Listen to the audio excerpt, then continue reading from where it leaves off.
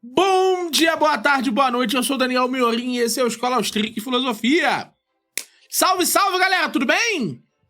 Seguinte, meus queridos, eu queria antes de qualquer coisa, galera, parabenizar. Eu ainda não vi o vídeo do Heróis e Magos, mas eu vi que eles se colocaram em defesa do correto. Eu vou assistir, eu prometo, eu vou fazer um comentário sobre o vídeo deles, do Heróis e Magos, um comentário sobre os vídeos do Giga, que eu ainda vou assistir, mas eu gostaria de elogiar a postura deles, de ter, de fato, confrontado a questão. Sim, esse método do enfeamento é usado, é uma tática woke e é um mecanismo para subverter padrões pela normalização dos corpos. Isso é proposital, isso é feito por essas principais empresas e isso é um mecanismo para desvirtuar o cerne filosófico que a beleza traz e que impede muitas pautas progressistas. Porque a beleza objetiva um mundo. E esse mundo objetivo não aceita, não convive com a contradição. É por isso que é tão difícil, é tão difícil aceitar a beleza nesse mundo e ainda assim criar esses personagens woke. É por isso que cada vez mais eles vão ser enfeiados. Ponto. Muito bom por parte deles de terem defendido o correto. Agora, indo ao vídeo, eu comecei a assistir o vídeo do Thiago Braga se defendendo. E eu preciso dizer que os primeiros argumentos que eu vi foram ruins. Ele começa dizendo que a moça, a Gabi Murphy, ela está monetizando porque ela pegou 17 mil visualizações. Metendo essa mesmo? Sério? Adivinha qual vídeo já é o mais assistido do seu canal? Estamos vendo que você não está ganhando nada falando de mim, mocinho. Primeiro que ele inverteu causa e efeito. Ela disse isso antes daquele vídeo. E segundo, que é muito possível você ter 20 mil visualizações, 15 mil visualizações, como é o caso desses vídeos aqui que vocês podem ver, do Queimando Pontes, que teve 16 mil visualizações e eu não monetizei esse vídeo.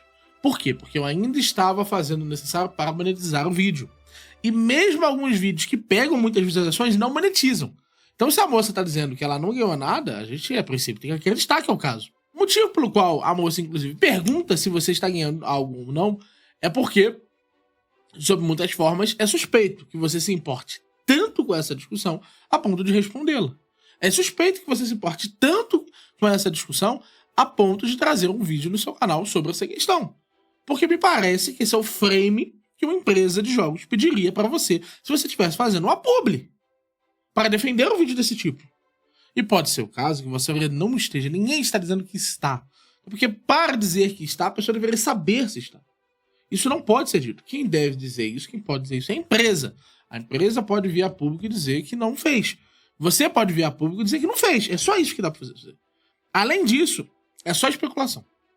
Bom? E aí você fez o seguinte argumento. Uma curtida não é o argumento. Mocinha, você tá usando uma curtida em um meme para provar que eu me contradisse? É isso mesmo? Você tá usando uma curtida em um meme, menina? Ela não tá pegando o argumento que eu usei, ela tá usando uma curtida em um meme para refutar meu vídeo. Uma curtida não responde, uma curtida não aponta, uma curtida não é a questão. Meus queridos, não é assim que funciona. É lógico, e isso entra na questão, é lógico que quando você vê uma questão sendo apresentada, exposta, você já se colocou na discussão, você já disse, ó, eu considero que é errado essa parada de ficar modificando personagens masculinos para personagens femininos. Eu considero que é feio botar esses personagens que estão se apresentando ali como personagens lacradores. Vamos tá lá no meme. Calma que no vídeo ela vai mostrar os argumentos que ela usou para me refutar. Meu amigo, se esse é o caso, se você se posicionou dessa forma, as pessoas esperam que você age assim dessa forma no futuro. Um meme, ele pode conter uma opinião. Isso é muito comum, inclusive. Não é porque é engraçado que é falso. Isso, inclusive, se eu fosse tomar assim, vários dos seus vídeos você faz pontos engraçados contra os comunistas. Eu preciso tratar isso como se fosse um problema? Não, pode ser engraçado e verdadeiro. Não há nenhum problema. Por último. Tópico importantíssimo. Vital. Você falou que os comunistas não conseguiram te responder, a galera de animes vai conseguir. Eu tô tretando com comunistas há anos, refutando publicamente os caras, com a minha cara e o meu nome na frente. Eu não uso foto de perfil de anime igual um monte de nerdola por aí não. Vocês não fazem ideia do que é ser atacado por comunista e pelas bolhas deles. Vocês não têm ideia dos ataques que rolam. Mas vocês acham mesmo que eu ia ficar ofendidinho porque tem nerdola fazendo pirraça de um vídeo de videogame? Vocês têm foto de anime no perfil, mas vocês estão se levando muito a sério. Não é possível. Mostra um post que eu fiz, qualquer um, reclamando que estão me criticando. Eu não fiz isso nem com comunista. Vou fazer com otaku? Eu peço perdão, mas aqui você cometeu um erro grave. Os comunistas são muito inferiores intelectualmente a qualquer perfil de anime. Se eu tivesse que apostar num teste às cegas, com uma arma na minha cabeça, quem vai conseguir responder um problema difícil de qualquer matéria, de qualquer disciplina que seja, inclusive história, se é um perfil de anime com uma loli de 5.000 anos, ou um comunista, eu apostaria cegamente, e eu tenho 2 filhos, eu apostaria cegamente no perfil de animes. Não, de forma alguma. Um comunista não é superior a um perfil de animes. A verdade é que os comunistas são algumas das pessoas mais ignorantes sobre não só boa parte das disciplinas que fundamentam e estruturam o pensamento humano, não só são péssimas em lógica, como são, sob muitas formas diferentes, uma grande seita milenarista e ridícula. E você tratar a galera do anime, que é assim, e mais criticar animes, você tratar a galera dos animes como sendo inferior a comunistas, você mandou muito mal, Thiago Braga. Muito, muito mal. Esse vídeo, o Thiago Braga não vai responder. A razão pelo qual ele não vai responder esses vídeos aqui é porque ele não percebeu que em muitas coisas ele foi um pouco além do argumento lógico. Ele começou a utilizar argumentos que ele já tinha visto por aí na internet. Ele começou a tentar fazer apresentações que ele poderia achar razoáveis. E quando ele fez isso, ele mostrou que é difícil para ele arquitetar e articular certos conceitos que estão fora do campo de domínio dele. Um dos argumentos que ele fez foi um argumento muito, muito, muito, muito bobo sobre o efeito, o impacto do wokeísmo numa obra, né? Dizendo que God of War, o último God of War, não será problemático de forma alguma, porque God of War, no passado, God of War Ragnarok, não foi destruído pela crítica. As pessoas continuaram comprando God of War. Estão fracassando muito com todo esse chororô contra God of War. Desde o God of War 1, vocês estão chorando, chamando de jogo lacrador, Cory Barlog lacrador, jogo progressista, Sweet Baby Inc. Qual foi o resultado de todo o chororô de vocês, nerdolas? God of War 1 foi o jogo do ano e o jogo mais vendido da franquia, da história de God of War. Gente, eu vou explicar 3 coisas pra vocês aqui, tá? Primeira coisa, há uma diferença significativa entre destruir o hard player e destruir o soft player. Para você diminuir a popularidade de uma obra, demora muitas vezes várias e várias edições de uma mesma obra para você realmente conseguir afundar uma obra. Isso aconteceu com filmes, com séries, com quadrinhos, com muita coisa. E a razão para isso é por causa que o universo ao redor de uma obra geralmente é feita pela cultura que se desenvolve ao redor dela.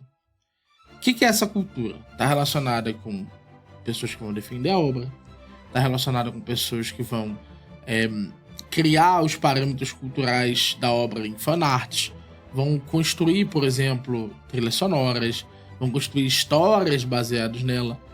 E esse player, ele é numericamente irrelevante para a obra.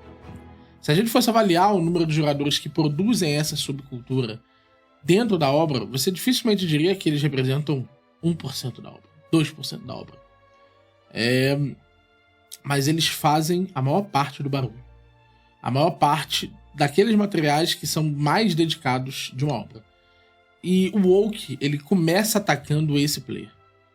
Para que um jogo woke se torne ruim, difícil de ser jogado, algo que não terá o prestígio suficiente para bancar uma nova edição, muitas vezes isso demora várias e várias edições. O que acaba acontecendo, e é por isso que a gente já falou várias vezes, woke, tem o velho ditado, né? Quem go woke é go broke, né? Quem afirma esse tipo de coisa tá com um problema muito grave. Ele não entende que a obra já se bancou. A obra se bancou através do quê? De uma isenção de impostos. O que essa galera faz? Sabendo que vai conseguir manter, através do dinheiro ganho, boa parte da base de soft players, eles atacam a base de hard players, mudando a estrutura conceitual da obra para que ela pare de propagar valores conservadores e passe a propagar valores progressistas.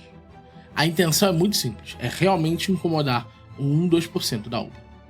E por que isso importa? Por que isso é algo que, de fato, tem valor? Porque a maior parte das pessoas assiste a maior parte das obras de forma irrefletida.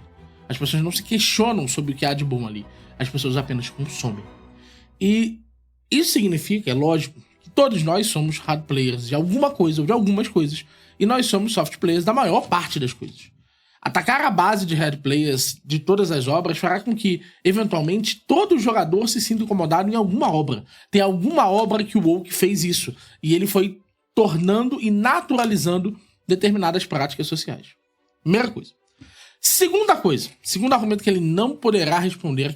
Ele falou que é muito diferente você mexer na Odisseia e mexer no God of War. Gente, o motivo pelo qual mexe no God of War é para poder mexer na Odisseia. O motivo pelo qual essas estruturas relacionadas à desconstrução e aos mecanismos de transformação desses personagens em arquetípicos de um determinado grupo que supera sua condição de minoria, eles só podem subsistir nas obras de menor orçamento do primeiro instante. É preciso que você normalize ver personagens femininas que estão desempenhando o papel de superar o machismo através da sua condição de mulher guerreira para que você aceite a ideia de que uma obra como a própria Odisseia tenha seu personagem trocado, seus personagens principais trocados por mulheres. É assim que acontece. Esse processo ele não só foi descrito longamente por boa parte dos chamados teóricos da desconstrução, como ele é inclusive parafraseado em boa parte dos lemas da galera woke. Então, um exemplo simples, né? O Paul Deman, ele escreveu certa vez uma carta falando sobre a importância daquelas visões de mundo que expandiam-se para além de si mesmas e podiam subjugar as outras através do carinho, carinho, empatia e compaixão. Dizendo que, evidentemente, algumas visões de mundo, quando colidiam com outras visões de mundo, elas tinham um poder apelativo maior. Então é muito simples. Eu não preciso necessariamente, para vencer a sua obra e torná-la woke, eu não preciso escolher tudo dela. Eu posso escolher apenas os pontos de maior atenção. Como esses pontos de maior atenção são pontos periféricos, eles podem ser colocados em várias obras e você não percebe que você está aos poucos subjugando a sua visão do mundo por uma visão dita mais solidária ou dita mais empática. Por que isso importa? Porque a visão conservadora do mundo importa. A visão tradicional do mundo importa. A visão cristã do mundo importa. Essas coisas e esses valores são objetivamente superiores aos valores progressistas. Ponto. É por isso que importa. E por que eles são superiores? Porque não há, do ponto de vista da própria propagação e da estruturação dos argumentos progressistas, sequer a noção de hierarquia de valores para assumir esses argumentos como superiores ou inferiores. Ou seja, os progressistas nem sequer sentam na mesa para discutir se os valores deles são melhores.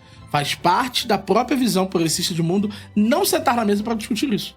Por quê? Porque esse é um mecanismo de controle e subversão. Controle, subversão e de limitificação do discurso. Ou seja, todos aqueles que estão querendo sentar à mesa com progressistas, eles estão, na verdade, tentando eclodir o sistema progressista de existir, né? Então, não, cara. Não, de forma alguma. Você não pode dizer que vale a pena ter uma atenção milimétrica de detalhes na Odisseia e não vale a pena ter uma atenção milimétrica de detalhes em qualquer outra obra. Isso é simplesmente irrazoável. E você fez 2 outros argumentos formalmente muito feios, que você utilizou uma estrutura semântica ambígua para provocar estranhamento. Isso é muito feio. Você falou dos 90%. Mais de 90% de aprovação no trailer. Não, tem 90% de aprovação. Meu querido, a aprovação é relativa sempre ao todo. Quando a gente especifica um determinado critério, ele pode ser semanticamente aberto ou semanticamente fechado. Se ele for semanticamente fechado, como é o caso da aprovação, ou você aprova ou desaprova algo, o número de pessoas que aprovam ou desaprovam algo fazem parte do conjunto maior de qualquer estrutura semanticamente fechada. Então, um exemplo. Eu vou nomear o subconjunto de pessoas que foram à praça.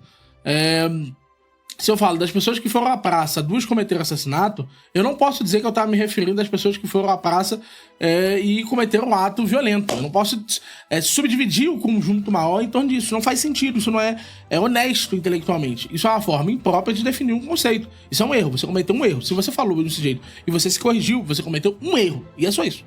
É só isso. Você utilizou uma expressão que é semanticamente fechada, como se ela fosse semanticamente aberta. Como se você pudesse enunciar instâncias dela várias e várias vezes. E você não pode.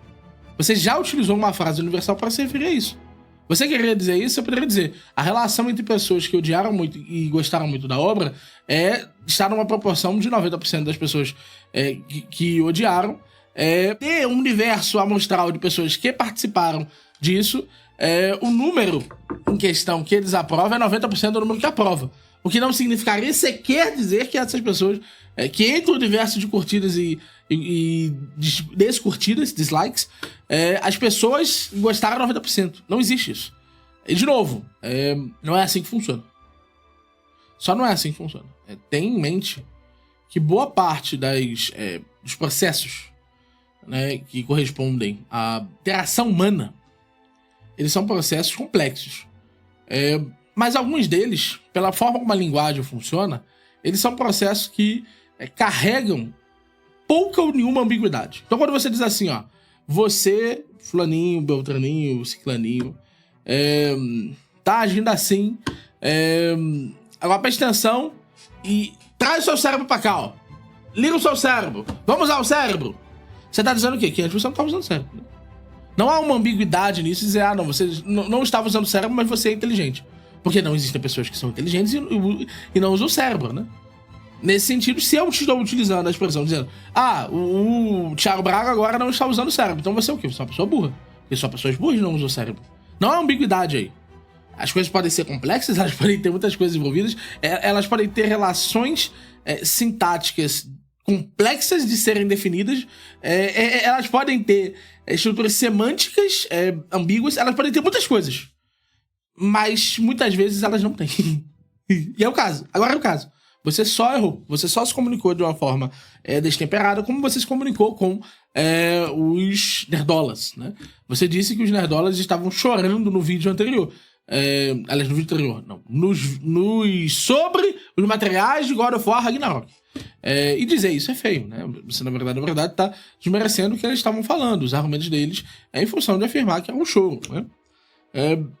Responder se era o caso que havia ou não o okeísmo no God of War Ragnarok, você não respondeu, que teria sido muitíssimo mais importante do que qualquer análise dizendo que eles choraram e que foi aprovado ainda assim. Repito para o senhor. Você não tem como responder nenhum dos três argumentos que eu apresentei. São argumentos muito simples, muito diretos, muito imediatos.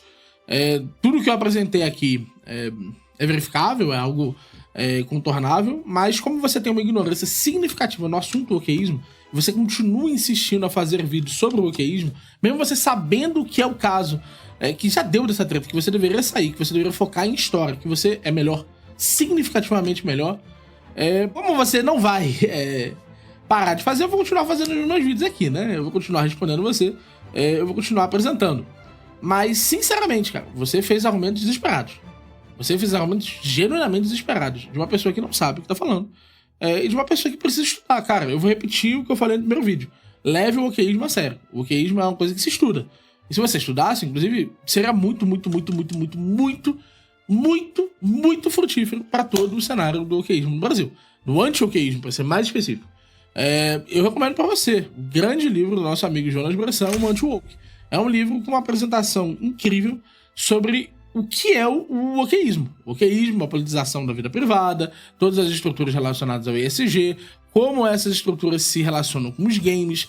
Cara, o livro é muitíssimo bem feito, é um livro excelente e que eu recomendo bastante para a assessoria. Para a assessoria entrar nesse mundo, mas nem precisa acreditar em mim, cara. Você pode ler o Michael Rankton, você pode ler o Bruce Bauer, você pode ler o Teorias Cínicas.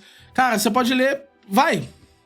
Você pode ler o New Discourse, se você não quer entender esse assunto, sei lá, por um viés de gnose, sei lá, mano, você pode fazer, tem infinitas coisas que você pode fazer, mano. Tem infinitos teóricos disso, porque o okeísmo, ele é uma corrente, uma contracorrente política, né? E por ser uma contracorrente política, as pessoas estão, de fato, publicando no assunto e comentando, por exemplo, que quer ler um autor nacional bem relevante, uma autora nacional, a Paty Silva. A professora Paty fez um livro excelente sobre os elementos fundamentais da ideologia woke. Eu discordo da tese dela, que trata-se de marxismo cultural, mas eu acredito que há ali uma busca significativa da verdade, das discussões, E assim, ela é extremamente competente. E ela não sou eu, sabe? Você pode citar ela, não tem nenhum problema. Se você passar a citar livros que tratam do wokeismo, eu já vou estar muito feliz. Eu já vou ver, pô, esse cara evoluiu, esse cara realmente começou a levar as coisas a sério. Mas eu acho que não vai, não. Sinceramente, Thiago, falando com todo o coração, assim, com a maior calma do mundo, eu acho que você foi entrando numa treta que você não sabe muito bem como sair. E no medida que você não sabe como sair, parece que entregar um pouco mais a ela de qualquer forma ia te jogar ainda mais, ia diminuir sua credibilidade. E você quer ter credibilidade com esses argumentos aqui e ali, né? Você não quer de fato reconstruir o que você disse e pensar, pô, o que ele está certo? Inclusive seria cinema, tá? Se você pegasse e dissesse, pô, mano, eu li os livros aqui que tratam sobre o wokeismo e tal, eu redescobri a coisa é assim, assim, assado, esses aqui são os filmes. Pô, mano, ia ser incrível, mano. Incrível. Mas eu não acho que você vai fazer isso. E não acho que você vai fazer isso porque seria dizer que uma moça vinda do Nordeste, com nenhum inscrito, com ninguém prestando atenção, com a Liga Nerdola contra e tal, conseguiu fazer você repensar nesse assunto. E um gordo de São Paulo, com um canal minúsculo, dicção péssima e a barbinha pra fazer, mano. Entendeu? Eu dificilmente acho que você fará algo a respeito, mas deveria fazer. Seria muito mais honesto e com certeza você dormiria muito melhor, tá bom? Se a gente conseguir 25 mil, vai, inscritos no Queimando Pontes, a gente vai trazer a Gabi Murphy aqui em São Paulo pra conversar sobre o wokeismo com ela, pra conversar sobre anarcapitalismo, que eu vi que ela é ANCAP, pra conversar sobre muitas coisas mais. Então o link vai estar aqui na descrição e se bater 25 mil inscritos, a gente traz, beleza? É isso, meus senhores. Forte abraço a vocês, até logo mais. Valeu!